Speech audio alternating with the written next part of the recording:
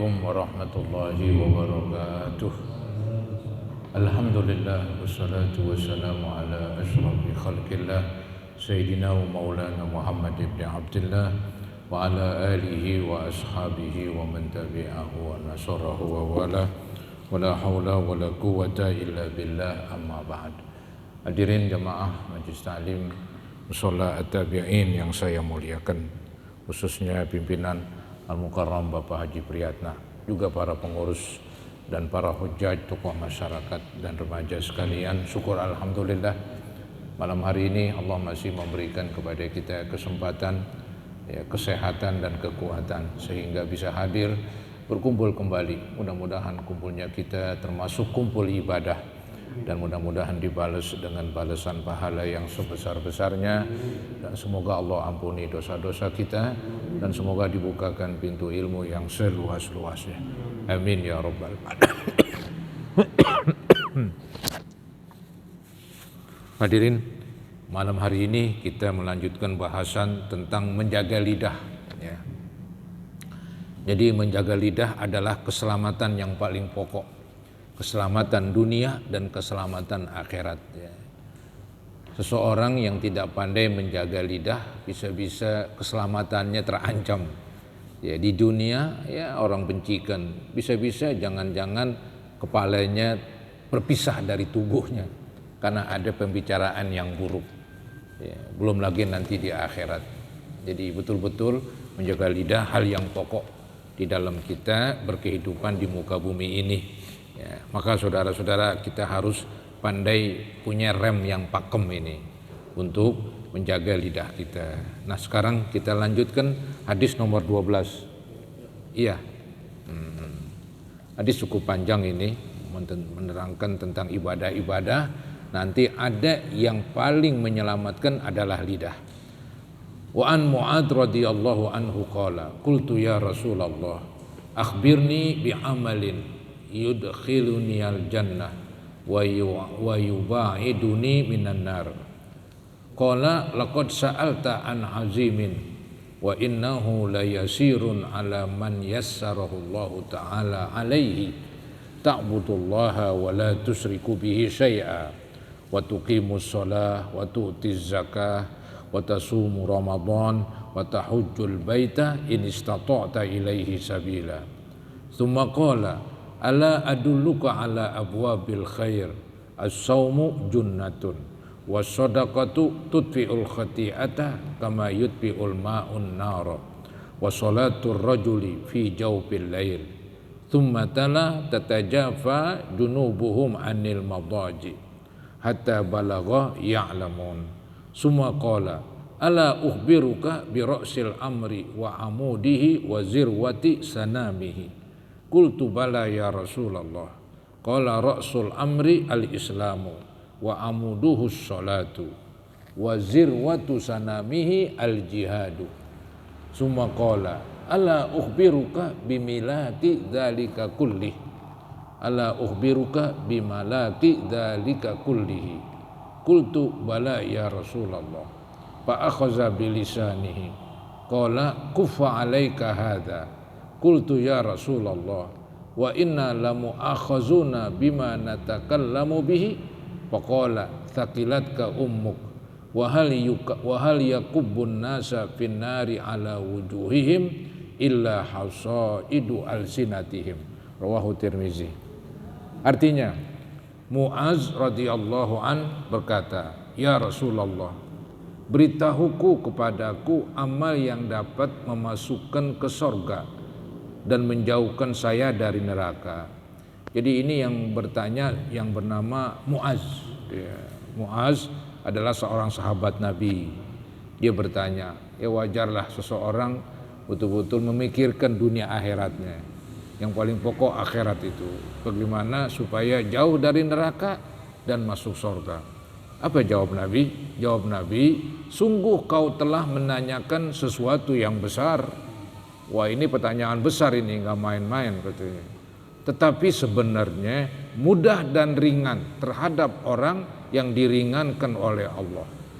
Jadi walaupun dia besar, walaupun dia berat ini, tapi bagi yang Allah ringankan, ya mudah saja ini kerjaan ya. Apa itu? Yaitu taat mengabdi kepada Allah. Jadi kita disuruh taat, patuh kepada Allah ya. Kemudian dan tidak menyekutukannya. Jadi hanya menyembah Allah, kemudian jangan sekutukan dengan sesuatu apapun. Kemudian itu masalah tauhid ya. Selanjutnya dan mendirikan sholat, laksanakan sholat 5 waktu gitu. Kalau wajib zakat dan mengeluarkan zakat gitu. Dan puasa bulan Ramadan dan berhaji ke Baitullah jika kuasa perjalanannya. Walhasil ini rukun-rukun Islam ya merupakan kunci untuk menuju ke surga begitu. Ya kalau zakat kan nggak semua orang, kalau haji juga nggak semua orang begitu, bagi yang mampu. Kemudian Nabi bersabda, sukakah saya tunjukkan pintu-pintu kebaikan? Nabi memberikan pengarahan, katanya nih saya mau kasih kamu pintu menuju kebaikan. Yaitu apa? Nah ini yang pertama, puasa sebagai perisai. Memang benar tuh kalau orang berpuasa kecenderungannya ingin berbuat baik. Maka puasa itu di samping kebaikan juga pintu menuju kebaikan. Ya. Seperti bulan Ramadan, orang itu berlomba-lomba berbuat baik. Yang bersedekah, yang membantu, yang mengirimkan makanan buka puasa begitu. Jadi itu pintu kebaikan diantaranya puasa. Nah puasa itu sebagai perisai, tameng, penghalang dari berbuat dosa. Ya, orang yang berpuasa itu bawaannya dia teringat kepada Allah begitu, teringat kepada agama. Maka dipelihara banget puasanya. Jadi puasa sebagai perisai, sebagai tameng. Di samping juga tameng dari neraka, itu puasa. Jadi puasa sebagai perisai, baik perisai dari kemaksiatan dan perisai dari neraka. Kemudian dan sedekah memadamkan dosa sebagai dan saya ulangi lagi, dan sedekah memadamkan dosa sebagai air memadamkan api. Jadi dikatakan sedekah ini menghilangkan dosa. Ya. Ini sedekah hebat sekali dia. Ya. Aturan dapat musibah bisa jadi nggak dapat. Kemudian dosa-dosa bisa terhapus dengan sebab bersedekah begitu. Ya. Itu pintu-pintu kebaikan, diantaranya barusan sedekah. Dia bisa memadamkan dosa seperti air memadamkan api. Kemudian pintu kebaikan dan sholat di tengah malam. Nah, ini membuat hatinya jadi luluh, hatinya jadi lembut katanya. Dia sholat di waktu malam, nggak bengis begitu, karena hasil dari sholat di tengah malam. Kemudian Nabi membacakan ayat yang artinya, ada ayat tuh menceritakan bahwa mereka menjauh dari tempat tidur di tengah malam. Artinya mereka sholat begitu, sholat malam. Nih, telah renggang pinggang mereka, menjauh maksudnya. Pinggang mereka menjauh dari tempat tidur.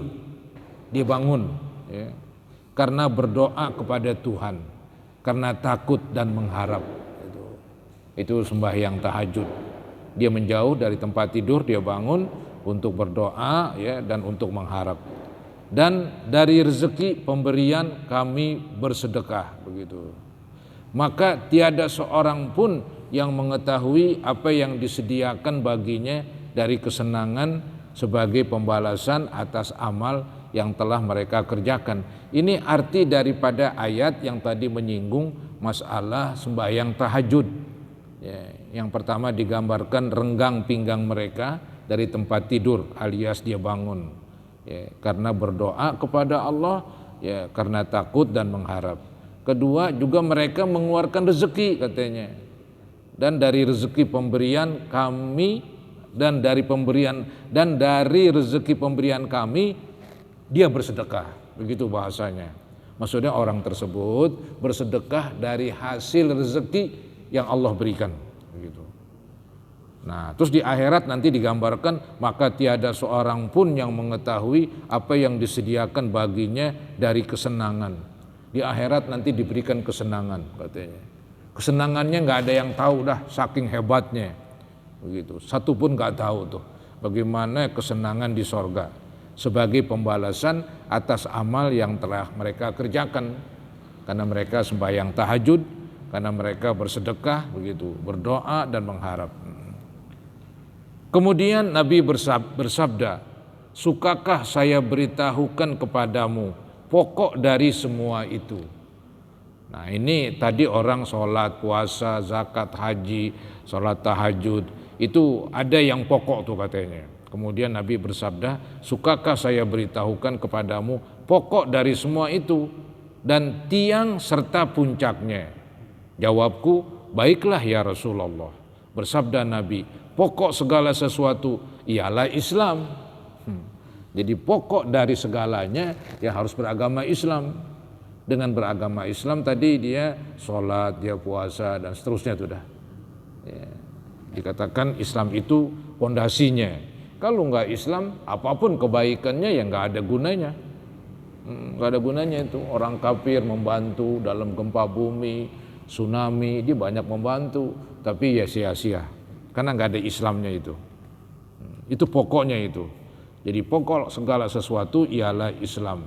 Dan tiangnya sholat. Ya, jadi pondasinya Islam, kemudian ada tiangnya ini sholat. Dan puncaknya yang tertinggi ialah jihad, berjuang. Jihad ini kan berjuang, ada berjuang dengan senjata. Itu kalau berjuang dengan senjata menunggu komando dari pemimpin.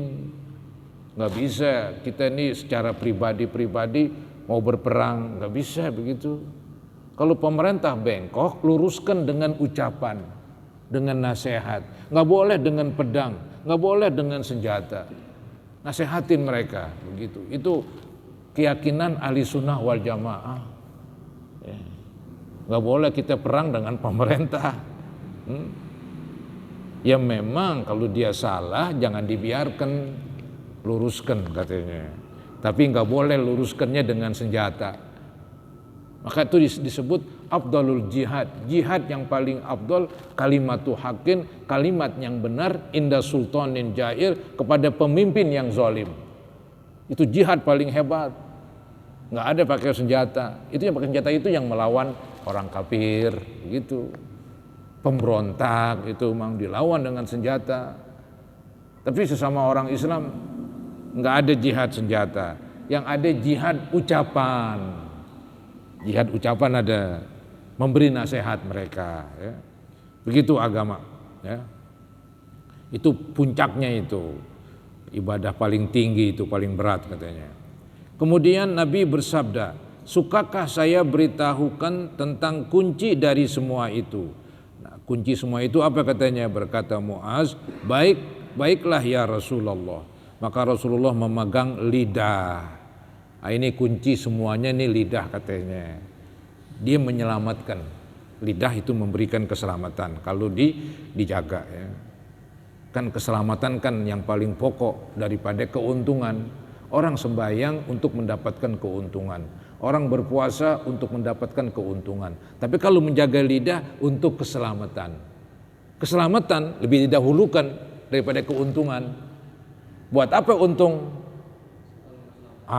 Kalau nggak selamat katanya. Itulah agama ini. Jadi kunci yang paling pokok ini lidah katanya. Karena di keselamatan. Kalau tadi itu untuk mendapatkan keuntungan, pahala. Ya, pahala nggak ada gunanya kalau nggak ada keselamatan. Maka Rasulullah memegang lidah sambil bersabda, jagalah ini, jagalah lidah. Bertanya Muaz, apakah kami akan dituntut dari semua bicara kami? Kata Muaz, emang nanti di akhirat kita diperiksa gara-gara semua ucapan kita? Jawab Nabi, celaka kau. Apakah kau kira orang tersungkur ke dalam neraka karena mukanya? Tiada lain karena hasil dari lidah mereka. Orang itu bahasa Betawinya nyungkep, masuk ke dalam neraka, kepala duluan, tidak lain gara-gara lidah katanya. Ya, orang itu disungkebin ke dalam neraka, dimasukkan kepala duluan masuk neraka gara-gara lidah. Itu yang menakutkan katanya. Maka itu yang paling pokok, karena di keselamatan. Kalau tadi tuh sholat, puasa, zakat, haji itu keuntungan katanya. Manusia yang berakal dia akan memikirkan selamat dulu, bukan untung, biar yang penting untung. Ntar nggak selamat mati biarin, ya nggak ada gunanya, nggak ada gunanya ya. Jadi keselamatan nomor wahid, keselamatan dunia akhirat, jaga lidah, ya, jaga lidah. Itu dia, itu yang sesuai dengan judul kita. Ya. Balik di hadis nomor 13. Nah inilah pengertian ghibah, yang bahasa kampungnya ngomongin orang. Apa definisi ngomongin orang? Ini dia jawabannya nih. Wa an Abi Hurairah radhiyallahu an anna Rasulullah sallallahu alaihi wasallam qala atadruna mal ghibah qalu Allahu wa rasuluhu a'lam qala dzikruka akhaka bima yakrah kila afara'aita in kana fi akhi ma aqulu qala in kana fihi ma taqulu faqad tabtah wa illam yakun fihi ma taqulu faqad bahatta. Rawahu Muslim. Artinya Abu Hurairah radhiyallahu an berkata, Rasulullah sallallahu alaihi wasallam bersabda, tahukah kamu apakah ghibah itu? Ghibah ini yang tadi kita bilang ngomongin orang, itu apa itu? Apa pengertian ghibah? Ini harus jelas begitu, biar kita bisa menghindar. Jawab sahabat, jadi Nabi yang bertanya. Nabi bertanya ini tujuannya untuk menarik perhatian. Nah sahabat memang nggak tahu apa jawaban mereka. Jawab sahabat, Allah dan Rasulullah yang lebih mengetahui. Maka Nabi jawab, Nabi bersabda, ini dia ini. Ghibah yaitu apa? Yaitu menyebut saudaramu dengan apa-apa yang ia tidak suka disebutnya. Menyebut sesuatu ya yang saudara kita tuh kalau denger nggak suka. Agak repot emang ngomongnya ini. Jadi ghibah adalah menyebutkan sesuatu yang berkenaan dengan seseorang. Berkenaan dengan seseorang begitu. Kita sebutkan tuh dia. Nah, kemudian seandainya dia dengar, dia marah, dia kesal, itulah ghibah. Jadi itu ghibah menyebutkan, ya bahasa gampangnya keburukan lah. Ghibah menyebutkan keburukan seseorang yang kalau kita sebutkan, kita omongin dan dia dengar, dia marah. Ya, dia marah. Baik kita menyebutkan pakaiannya pun nggak boleh. Kita bilang sama teman kita, si Anu pakaiannya jarang dicuci, pakai terus begitu. Kita omongin kepada teman kita, teman kita sampein, dia kesel aja, dia kesel. Ghibah juga itu. Kan bener emang nggak pernah dicuci, ya nggak perlu ente omongin. Kalau ente mau perbaiki dia, ngomong 4 mata, begitu. Apa aja, itu rumahnya udah doyong, nggak didandanin begitu. Kita ngomong sama orang lain. Ghibah juga, apa aja lah. Baik berkenaan dirinya, pakaiannya, kendaraannya, rumahnya. Anggap kita punya teman, kita ngomong sama teman kita ini yang lain. Itu teman kita punya HP jadul. Hari gini masih punya HP jadul. Didengar kesel dia. Ya. Ghibah juga. Begitulah, itu ghibah itu melebar. Ya, melebar. Jadi jangan ngomongin hal-hal yang berhubungan dengan orang lain. Udah, kalau memang dia ada keburukan, luruskan dengan nasihat. Itu aja. Kalau enggak kamu luruskan dengan nasihat, ya udah, diam aja. Diam aja. Begitu para hadirin tuh. Itu definisi yang diterangkan lagi oleh beberapa kitab itu. Ya. Jadi apa saja yang berkenaan dengan seseorang, kemudian kalau kita bicarakan dia merasa kesel, itulah ghibah. Itulah ghibah. Jadi bukan tentang perbuatan dia doang, apa aja, bajunya, pakaiannya, kendaraannya, rumahnya yang berhubungan dengan dia. Nggak bisa kita bongkar sono, bongkar kemari. Ya. Ini dia nih. Jadi yaitu menyebut saudaramu dengan apa-apa yang ia tidak suka disebutnya. Nah ada yang nanya nih, ditanya, bagaimanakah pendapatmu, bagaimanakah pendapat engkau wahai Nabi, kalau itu memang sebenarnya ada padanya. wahai Nabi, kan yang kita omongin kan emang bener. Ya, si Anu nggak sembahyang, sampai nggak sembahyang pun juga ghibah. Ada orang nggak sholat, kita omongin sama teman, dia kan nggak sholat itu, begitu kan. Itu ghibah juga. Kalau kamu mau luruskan, nasehatin empat mata, yuk kita sholat. Kamu ngomong sama orang, apakah bermanfaat? Apakah menghasilkan? Nggak ada begitu. Jadi ghibah itu walaupun beneran nggak boleh juga, apalagi bohong. Kalau bohong kita jadi pembohong. Ya, kita bilang si Anu nggak pernah sholat, padahal dia sholat. Kita jadi pembohong. Hoax zaman sekarang, dosa lagi begitu. Jadi ngomongin keburukan orang lain, kalau emang bener buruk itu ghibah. Kalau buruknya nggak ada, kita pembohong. Dua-duanya jelek, pembohong jelek, ghibah jelek. Itu agama itu. Ya, jadi saya ulangin, kalau kita ngomongin keburukan orang lain, ya itu kan emang benar di keburukan. Tadi saya bilang, anggap HP-nya HP jadul, ya HP-nya HP jadul begitu.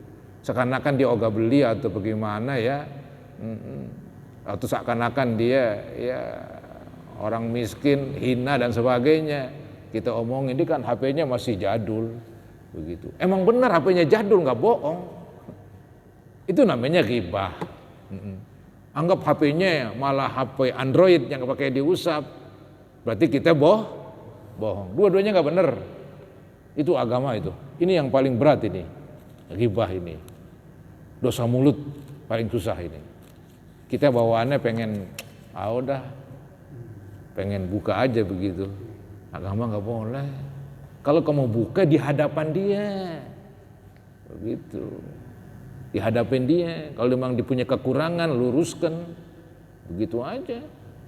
Jangan diomongin di belakang. Ini Nabi ditanya, bagaimanakah pendapatmu kalau itu memang sebenarnya ada padanya? Jawab Nabi, kalau memang sebenarnya begitu, itulah yang bernama ghibah. Itu. Tetapi jika kau menyebut apa yang tidak sebenarnya, ya, kita sebutin padahal nggak benar, itu bohong, berarti kau telah menuduhnya dengan kebohongan yang orang sebut hoax zaman sekarang, yang lebih besar dosanya, kebohongan. Ya, suatu kebohongan itu dosa besar lagi, ghibah dosa besar lagi. Yang bagus ya udah diam aja, atau beri nasihat empat mata. Jadi agama sebetulnya caranya cakep sekali sebetulnya, bukan jelek malah cakep. Kamu omongin, emang dengan sebab diomongin itu orang jadi berubah. Ya, anggap dia nggak sholat begitu, kita omongin ke sana kemari, dia nggak jadi berubah, nggak jadi sholat dia. Gitu. Ya, jadi nggak ada manfaatnya diomongin ke orang lain. Yang bisa berubah kita nasehatin pelan-pelan. Apalagi kita beliin kain atau kasih kain dan sebagainya untuk dia sholat. Ya. Hampir demikian para hadirin. Enggak sholat dosa, jelas. Maka tuh kita disuruh nasehatin, bukan ghibah, bukan. Yang disuruh nasehat, bukan ghibah. Bukan ngomong sama siapa-siapa dia enggak sholat. Yang benar, ngomonglah kepada yang bersangkutan, beri nasihat, itu yang benar. Nah inilah saudara-saudara merupakan definisi ghibah, pengertian ghibah itu. Ada yang bertanya sebelum kita lanjutkan? Silakan.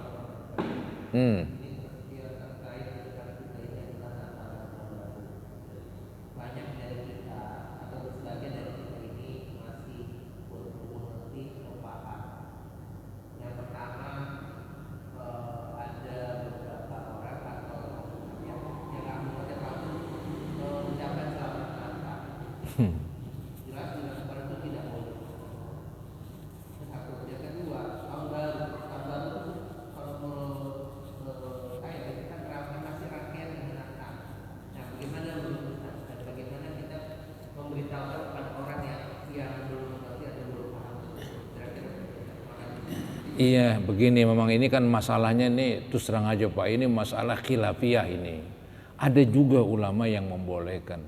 Emang tuh dalilnya kan nggak konkret langsung, nggak seperti la taqrabuz zina, jangan deketin perzinaan, itu udah jelas sekali itu.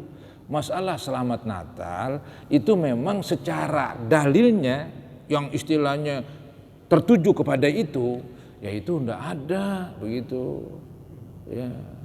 Jadi cuman pemahaman-pemahaman. Kebanyakan ulama nggak membolehkan. Jadi mereka pahami katanya itu semacam pengakuan atas Nabi Isa sebagai putra Tuhan, kan begitu. Nah dijawab, kita nggak mengakuin, cuman hanya ini sekedar di dalam bermasyarakat katanya. Ya mungkin bahasa Betawinya basa-basi aja, nggak ada katanya hubungan agama. Kita nggak pernah mengakui Nabi Isa sebagai putra Tuhan, nggak pernah. Tapi karena tetap katanya, ini ada yang membolehkan, juga di Mesir juga begitu saya baca. Ulama-ulama Mesir ada dibagi dua. Ada yang menyetujui, ada yang tidak. Karena memang dalilnya nggak langsung konkret begitu.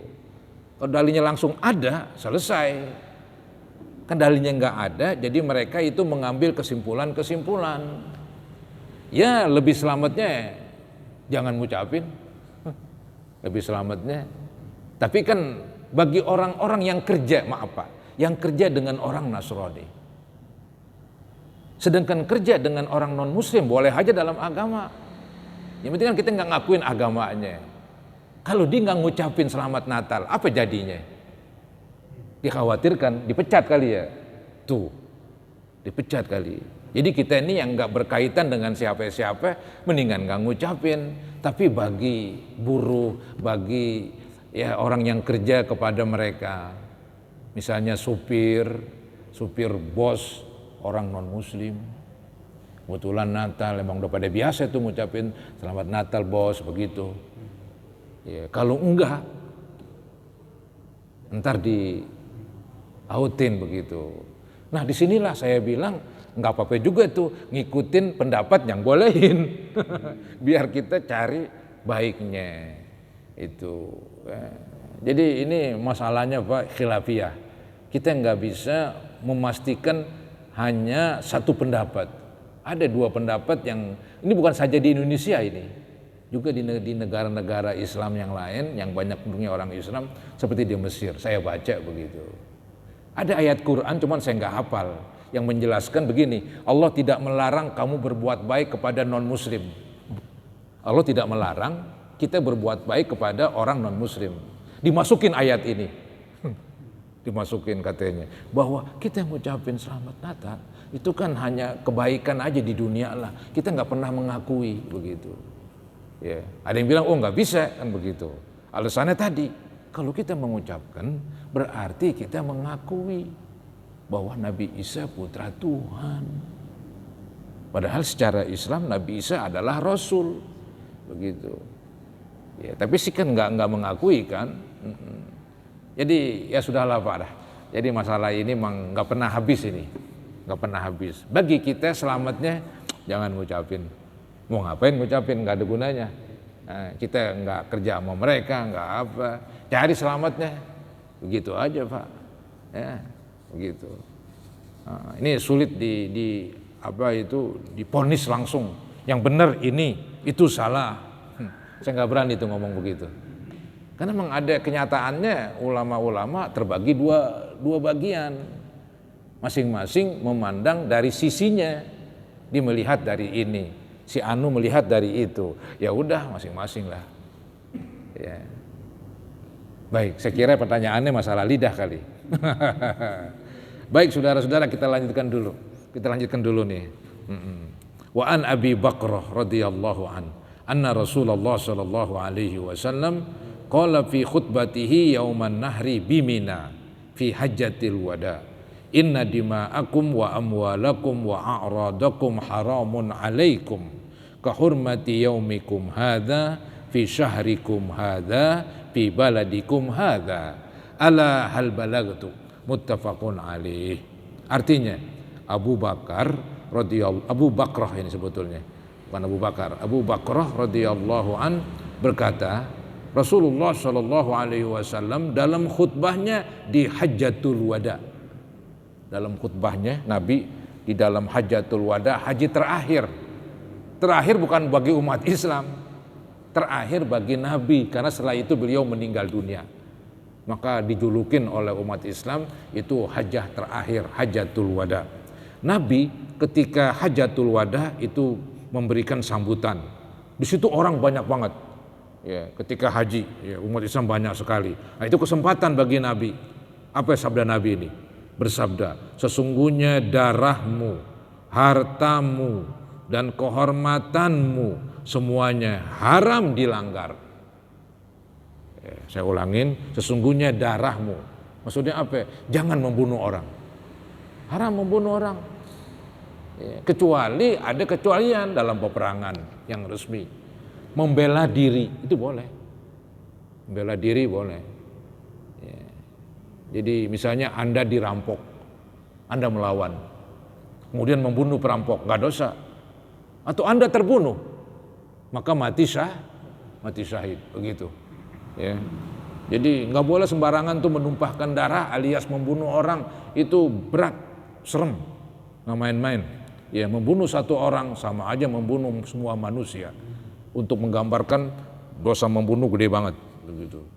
Nih, sesungguhnya darahmu. Artinya jangan menumpahkan darah. Hartamu, jangan ambil harta orang.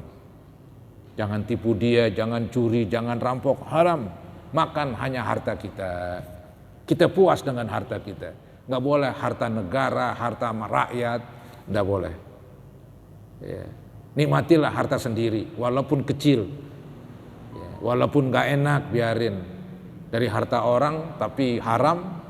Nah itu Nabi ngomong tuh, ini penting-penting semua ini. Membunuh nggak boleh, merampok, mengambil, mencuri dan sebagainya nggak boleh. Dan kehormatanmu, kehormatan, jangan jelek-jelekin seseorang, termasuk ghibah itu.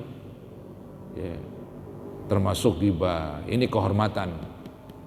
Orang kalau udah dibongkar keburukannya, habis sudah hidupnya dah. Itu kan modal, nama baik itu modal dalam hidup.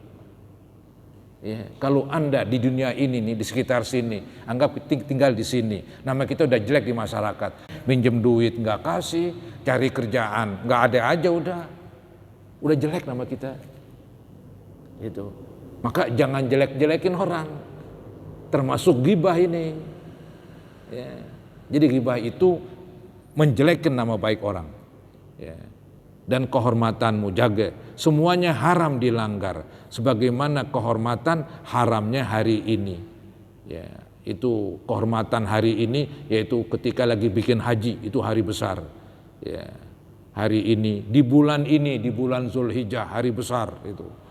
Di negeri ini, ya, di kota Mekah, itu negeri besar, ya, dihormatin. Jadi maksudnya ini Nabi ingin mengkias, menyamakan bahwa darah orang itu terhormat, sama terhormatnya kota Mekah. Ya, nama baik orang terhormat, sama dengan terhormatnya yaitu hari Idul Adha, bulan Zulhijjah, begitu. Nabi ingin samakan bahwa apa yang ada pada diri manusia, darahnya, hartanya, kehormatannya, jangan dirusak, jangan dilanggar. Ya, begitu. Ingatlah saya telah menyampaikannya itu. Nabi bilang, ingat sudah sampaikan. Kalau kamu salah, saya nggak tanggung jawab, kata Nabi. Karena ini perintah Allah, udah saya sampaikan. Ya, nanti kalau kamu melanggar, pikul sendiri. Tugas Nabi sebagai Rasul menyampaikan, ya, tentang tadi itu yang penting, darah, harta, kehormatan.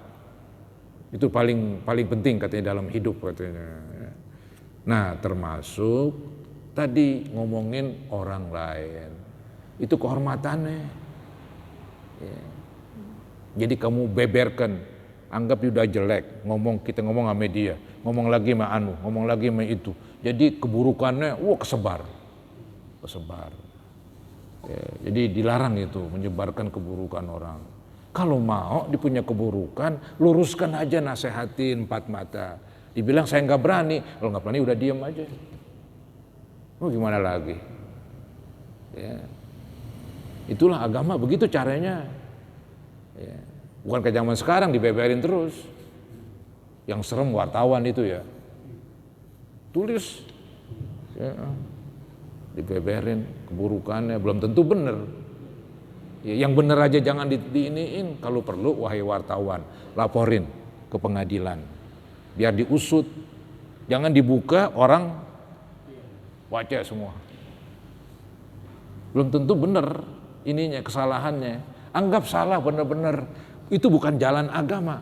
Jalan agama laporkan ke yang berwenang. Nanti diproses dan dihukum. Begitu. Bukan disebar luaskan. Itu agama begitu caranya. Ya. Kecuali nanti ada nih, kecuali boleh kita menyebarkan keburukan orang lain ketika orang tersebut nggak mau bertobat, berbuat buruk terus, nggak mau tobat. Akhirnya kita beritahu orang, hati-hati dengan dia, disuka demikian-demikian. Begitu. Kita harus memberitahu orang lain, karena ini orang nggak mau tobat dan dia berbuat keburukan terang-terangan. Berbuat keburukan terang-terangan, tukang ngerampas, ngambil hak orang lain begitu. Ada teman kita belum tahu, kita bilangin hati-hati dengan dia, jangan deket-deket di tukang ngerampas hak orang lain. Itu nggak apa-apa, itu kewaspadaan. Karena orang itu emang terang-terangan berbuat jahat begitu. Ya, itu nanti kita ketemu tuh, yang dibolehkan ghibah, yang dibolehkan membeberkan keburukan orang lain, begitu. Ya, lagi nih nomor 15. Wa an Aisyah radhiyallahu anha qalat qultu lin nabiy sallallahu alaihi wasallam hasbuka min sofiyata kadza wa kadza qala ba'dur ruwat ta'ni qasiratan faqala laqad qulti kalimatan law muzijat bima'il bahri lamazajathu qalat wa hakaitu lahu insanan faqala ma uhibbu anni hakaitu insanan wa inna li kada wa kada rawahu Abu Daud wa Tirmizi. Aisyah istri Nabi radhiyallahu anha berkata kepada Nabi SAW. Ini Aisyah ini membicarakan aib orang lain. Nabi marah. Iya, nih. Begitu Nabi, walaupun istri tetap haram ya haram.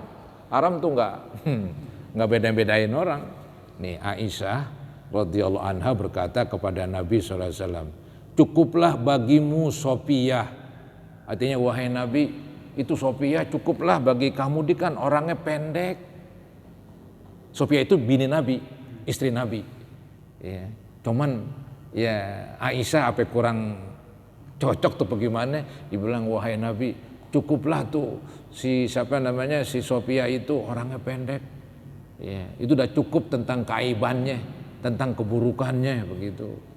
Orangnya pendek begitu. Nabi dengar, Nabi marah. Ini Aisyah radhiyallahu anha berkata kepada Nabi SAW, cukuplah bagimu Sofiyah, cukup celak bagimu Sofiyah. Ia pandak, bukan pandak, pendek. Ini qasira itu ada Arabnya qasira. Ya. Nah sekarang saya tanya, orang jangkung, orang pendek, ini kemauan siapa ini? Dari sononya kan? Iya. Kita nggak boleh tuh mencela, pendek lu, itu dosa. Kalau depan dia, namanya kita mencela. Kalau di belakang, ghibah. Coba pendek aja, padahal kan pendek emang bukan tercela, bukan, cuman aib. Ya, orang kalau dibilang pendek, dia merasa minder dan sebagainya. Ya sudahlah, ciptaan Allah, terima. Kita ini nyebut-nyebut ya hal-hal yang kurang cakep bagi dia. Dosa kita itu. Jadi ini masalahnya sih nggak besar banget, cuman mengatakan cukup wahai Nabi itu Sofiyah orangnya pendek. Apa jawab Nabi? Maka bersabda Nabi SAW, engkau telah mengeluarkan suatu kalimat yang sangat keji. Andaikan dicampur dengan air laut, niscaya dapat merusaknya atau merubahnya. Saking seremnya itu. Itu ucapan hanya sekian kalimat. Kalau dicampur dengan air laut jadi beropah membusuk. Nabi umpamakan biar lebih serem itu ucapan. Ya. Begitu.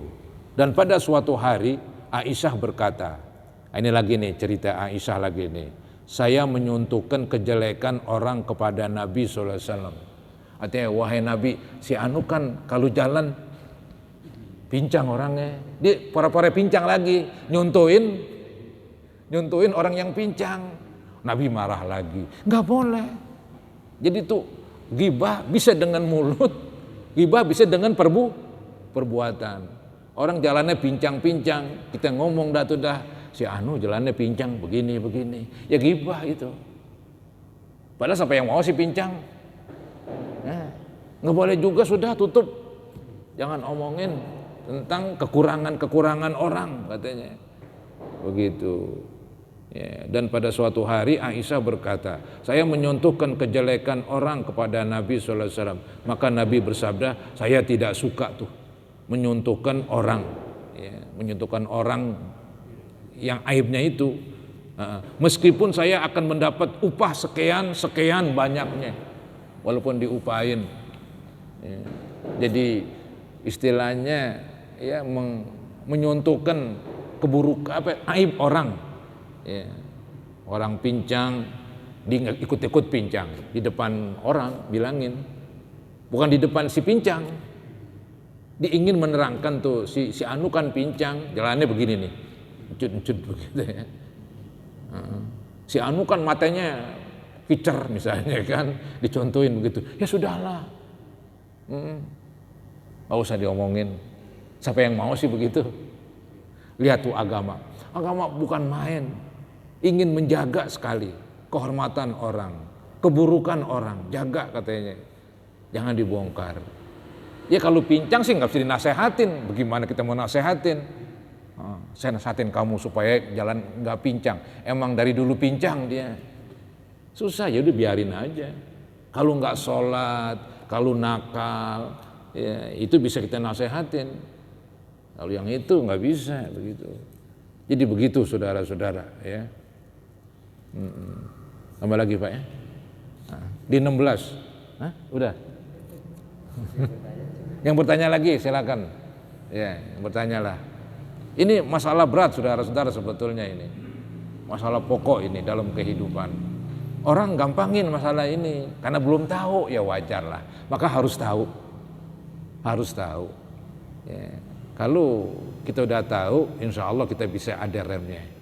Ada pertanyaan? Silakan. Ayo. Apa?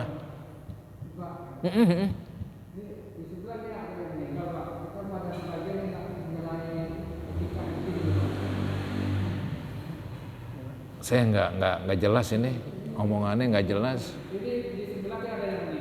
Terus?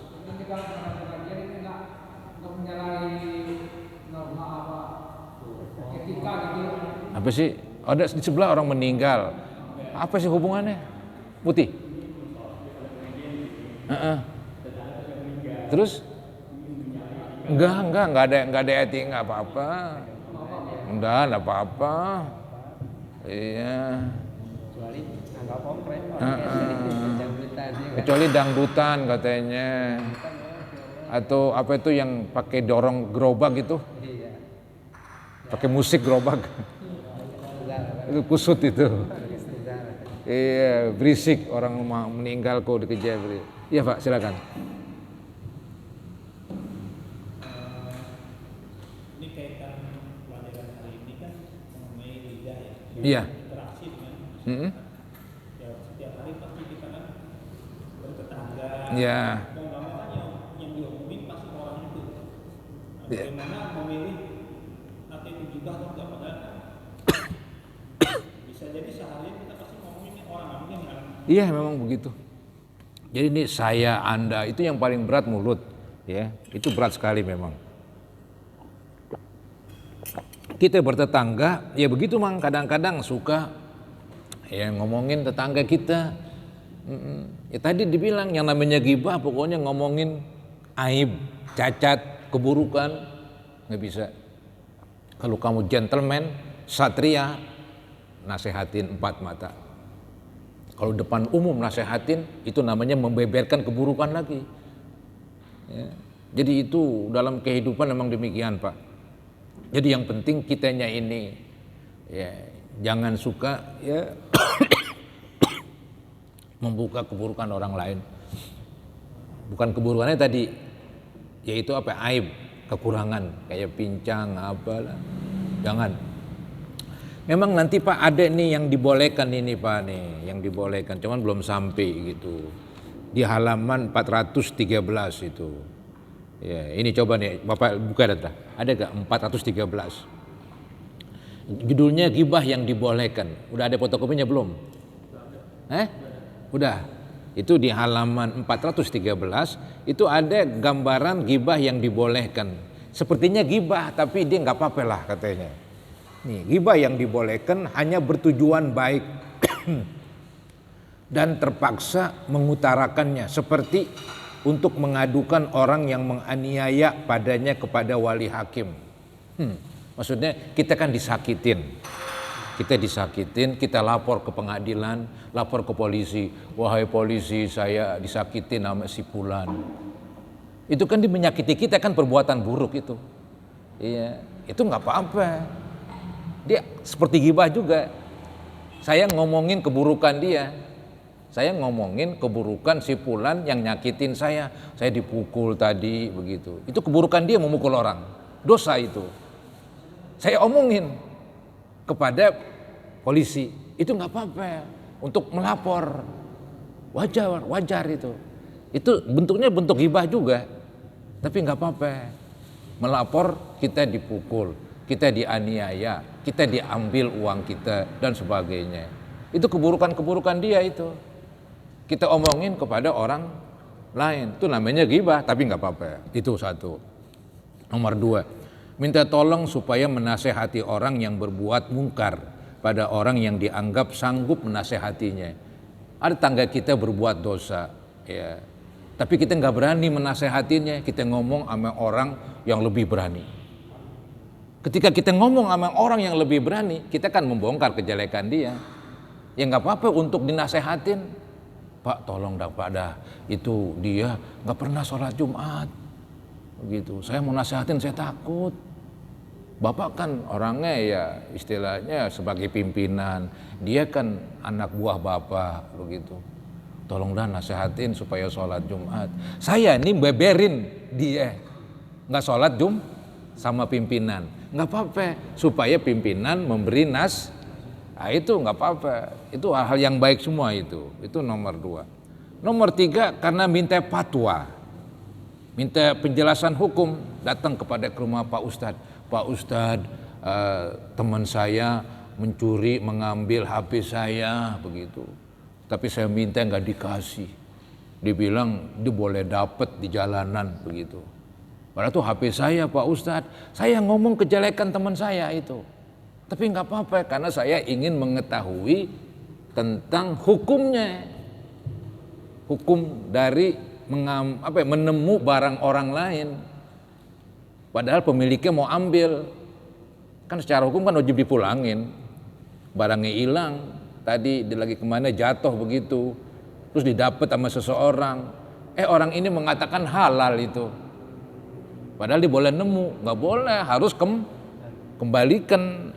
Nah saya nggak tahu hukumnya, saya ngomong Pak Ustadz, saya kan bongkar keburukan dia, yaitu mengakuin barang yang ia temu, diakuin milik dia, ya, dengan alasan udah nemu, setiap yang nemu jadi milik begitu, kan nggak demikian secara agama. Nanti Pak Ustadz jawab, itu juga nggak apa-apa itu, ya, contoh itu namanya minta fatwa. Fulan menganiaya saya, maka bagaimana jalan menghindarinya begitu. Nomor 4, bertujuan menasehati jangan sampai lain orang tertipu oleh orang yang jahat itu. Kayak tadi itu, ada seseorang jahat, terus ada teman kita belum tahu, kita beritahu, hati-hati, dia orangnya kalau minjam duit nggak pernah dipulangin. Minjam sono, minjam kemari, minjam situ, nggak ada yang dipulangin, begitu. Lu hati-hati lu. Ya, kalau diminjam duit ya mendingan lu bagi aja, jangan percuma dah, ntar lu ngarepin lagi, lu marah-marah jadi nggak dapat pahala. Mendingan kasih aja 10.000, 20.000, kocap kasih, selesai. Misalnya itu boleh, itu bertujuan menasehati jangan sampai lain orang tertipu. Ya, nomor 5, terhadap orang yang terang-terang menjalankan kejahatan. Maka bagi yang demikian ini tidak lagi berlaku ghibah, sebab ia sendiri sudah terang-terangan. Orang yang belak-belakan berbuat dosa, jadi ada barang orang lain main ambil aja. Oh, jadi terang-terangan di jagoan, ngambil aja. Nah, ada orang tahu, ada orang belum tahu dia, bilangin hati-hati, jangan taruh barang di sembarangan. Ntar ada dia diambil. Kita buka kejelekan dia. Itu boleh semua itu Pak, dalam bertetangga ya. Terakhir katanya untuk mengenal kepada orang yang terkenal dengan satu gelar. Ya, ada orang digelarin si Panjul. Ya, kan nggak enak kan gelar Panjul. Ada gelar Panjul, gelar botak, gelar apalah itu kan. Nah, ada yang nanya, Pak, rumah si Pulan bin Pulan di mana Pak? Pulan bin Pulan, nggak ada tuh. Tapi kalau saya sebut rumahnya si Panjul di mana Pak? Oh di sono. Nggak apa-apa tuh ngomong si Panjul. Apa boleh buat?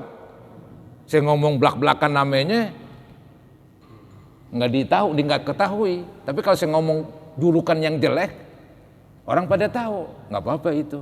Pak, rumah si Pincang di mana Pak? Itu nggak apa-apa. Saya nggak dosa ngomong begitu. Karena saya lagi menanya tentang rumah dia. Kalau saya sebut namanya, jarang yang tahu. Kalau sebut si Pincang, tahu.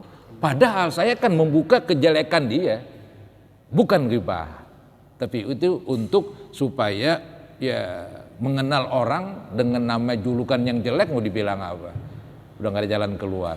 Tapi sebaiknya nanya dulu, pakai nama katanya, Pulan bin Pulan. Kalau orang nggak paham juga, baru dah itu Pak yang orangnya pincang. Oh si itu, ya udah, itu nggak apa-apa. Nah itu dibolehkan tuh ghibah, yang begitu tadi contohnya. Ya selain itu nggak boleh.